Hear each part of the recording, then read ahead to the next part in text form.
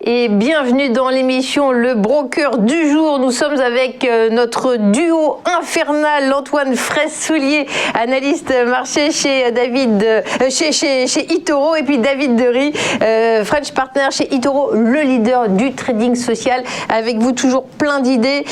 Et on commence tout de suite, Antoine, par les market movers en Europe et puis en France. Moi, je me rends compte que dans ce contexte de crise inédit, sur le CAC 40, il y a pas mal d'incertitudes. Hier, l'indice a chuté assez fortement.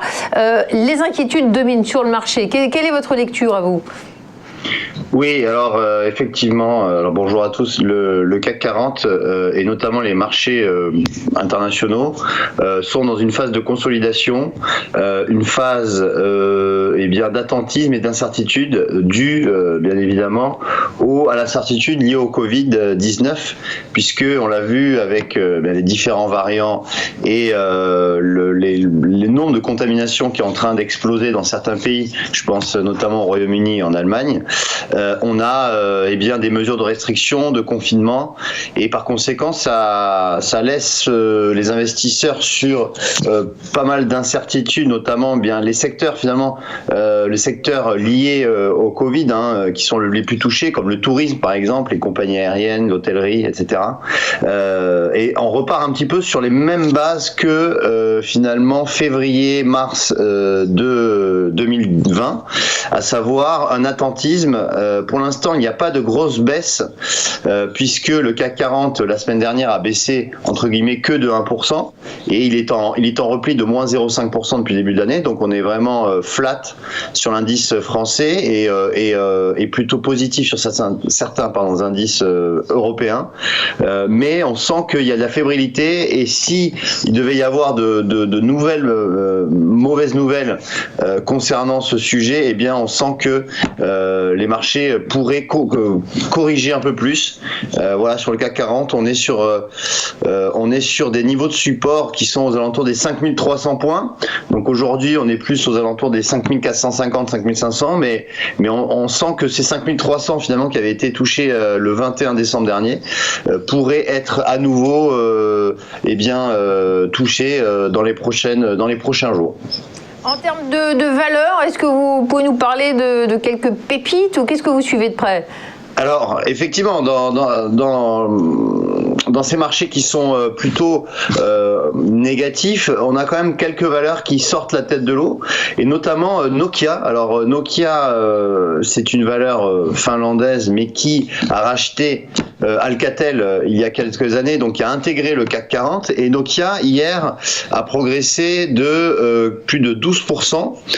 C'est en raison d'un relèvement de recommandation d'une banque, la banque suédoise SEB, qui a relevé son objectif de cours de 3,50 € à 4,10 €, estimant que l'équipementier télécom disposait d'un potentiel de reprise substantiel, alors qu'il présente une décote de 45% par rapport à son principal rival qui est Ericsson, notamment en termes de ratio de valorisation et sur chiffre d'affaires. Alors c'est vrai que donc cette annonce a tout de suite fait bondir le titre qui était plutôt dans une phase de stabilisation. On le voit sur le graphique.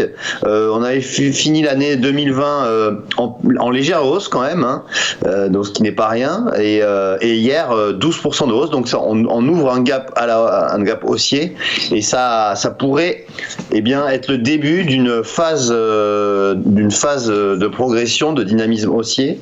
On est sur des objectifs ensuite aux alentours des 5,15 € et 5,70 €. Très bien. On peut passer au marché américain, où il y a encore d'autres pépites qui éclatent. Juste une dernière valeur dont je voulais vous parler, mais qui c'est pas vraiment une pépite actuellement, c'est plutôt une valeur qui a énormément baissé, c'est EDF. EDF a perdu 14% hier. Pourquoi ? Parce que il y a eu des rumeurs, on va dire, ce n'est pas encore confirmé par le groupe, que il y avait des blocages entre le gouvernement français. Je rappelle, le gouvernement français est actionnaire à 83% de EDF, et la Commission européenne sur la réforme du nucléaire. Alors c'est une réforme en profondeur hein, qui s'appelle le projet Hercule, et il y aurait des blocages sur cette nouvelle réforme, et par conséquent, eh bien ça a fait chuter le titre, hein, puisque c'est vrai qu'on avait plutôt des attentes positives là-dessus, et finalement, eh bien pas du tout, et par conséquent une grosse baisse sur le titre EDF qui revient au contact des 10 €, et donc c'est pas de très bon augure pour la suite. Merci beaucoup Antoine. On va passer dans un instant au marché américain, mais juste après une petite pause. Restez avec nous.